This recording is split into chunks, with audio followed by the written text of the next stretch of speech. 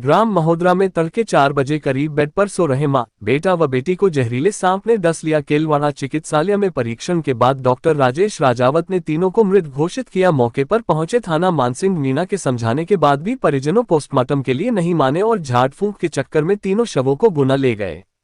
मृतका के पिता रमेश बलाई ने बताया कि रक्षाबंधन पर उनकी बेटी पिंकी पत्नी ब्रिजेश बलाई उम्र 30 वर्ष अपने ससुराल ग्राम अकोदा मध्य प्रदेश से दोनों बच्चों प्रिंस 7 वर्ष व नेहा 5 वर्ष के साथ पीहर महोदरा आई थी। गत रात्रि को वह अपने बच्चों के साथ कच्चे मकान में बेड पर सोई हुई थी, वहीं नीचे बिस्तर पर दूसरी बेटी धनवंती बच्चों के साथ सोई हुई थी। तड़के 4 बजे करीब अचानक तीनों चिल्लाते हुए बाहर आए। अंदर जाकर देखा तो उनके सिरहाने पर जहरीला सर्प था, जिसे मौके पर ही मार दिया। आनन फानन में ग्रामीणों के कहने पर ये लोग झाड़ फूंक के चक्कर में तीनों को अन्यत्र गांव ले गए। जब वहां बात नहीं बनी तो केलवाड़ा चिकित्सालय लेकर आए, जहां डॉक्टर राजेश राजावत ने परीक्षण के बाद तीनों को मृत घोषित कर दिया। इस घटना से क्षेत्र में हड़कंप मच गया, जिसने भी सुनाहतप्रद रह गया।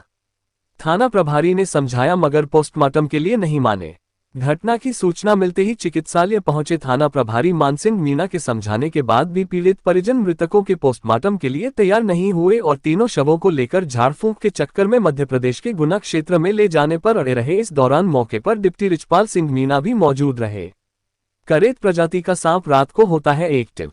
स्नेक कैचर जसवंत ने बताया कि यह सांप दिन में शांत रहता है और रात को एक्टिव हो जाता है, शिकार की तलाश में निकल पड़ता है। ये सांप बेहद पतला फुर्तीला दिखता है।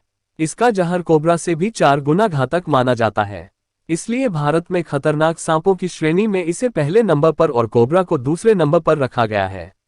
सामान्य करैत सांप के काटने के निशान आमतौर पर हल्के और मच्छर के काटने जैसे होते हैं और कई बार तो दर्द भी नहीं होता है, लेकिन इसके जहर के कारण न्यूरोटॉक्सिक लक्षण जैसे कि पेट में जलन, आंखों में भारीपन और धुंधला दिखना, बोलने में दिक्कत, सांस लेने में तकलीफ और लकवा जैसे लक्षण उभर सकते हैं। डॉक्टर राजावत ने कहा सर्पदंश का इलाज अस्पताल में है, झाड़ फूंक के चक्कर में ना पड़े। चिकित्सा प्रभारी डॉक्टर राजेश राजावत ने क्षेत्र वासियों से अपील की है कि बारिश के इस मौसम में सर्पदंश की घटना अक्सर होती रहती है, ऐसे में विलंब किए बगैर तुरंत चिकित्सालय पहुंचे, यहाँ उसका इलाज है। झाड़ फूंक के चक्कर में समय बर्बाद करना ठीक नहीं। TV1 न्यूज के लिए केलवाड़ा से मुकेश नामा की रिपोर्ट।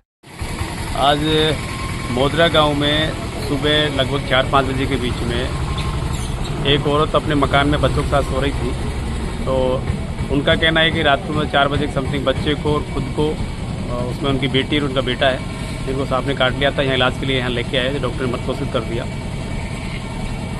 पोस्टमार्टम के लिए समझाइश की है, वो भी इस चीज़ को मानने को तैयार नहीं हो रहे हैं कि हम लोग हमारा झाड़ा फूंक का वो भी एक बार करवाएं।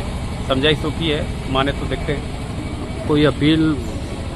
अब अपील यही है कि इस तरह की अगर कोई होती है तो सबसे पहले अस्पताल में पहुंचे, अपना इलाज लें। और सबसे विचित्र बात यह है कि वो सांप जिस तरह से काटता है उस पर निशान भी नहीं, बॉडी पे कई बार निशान भी नहीं नजर आते हैं, इतना बहुत बारीकी से काटता है वो, बहुत पतला मतलब इतना बारीक निशान होता है कि ढूंढना मुश्किल होता है। और अगर नींद में है विक्टिम तो उसको दर्द भी नहीं होता है। तो ये कुछ वजह थी जो उसके इलाज की वजह से देरी हुई। जब उनको लक्षण लगे तो वो अस्पताल ना आकर के सीधा किसी चबूतरे पर, ये जो जानतेरी करते हैं वहाँ पर लेके गए, सिरसोद गांव में पता पड़ा और वहाँ पे उसको कोई देसी दवाई उसने खिलाई।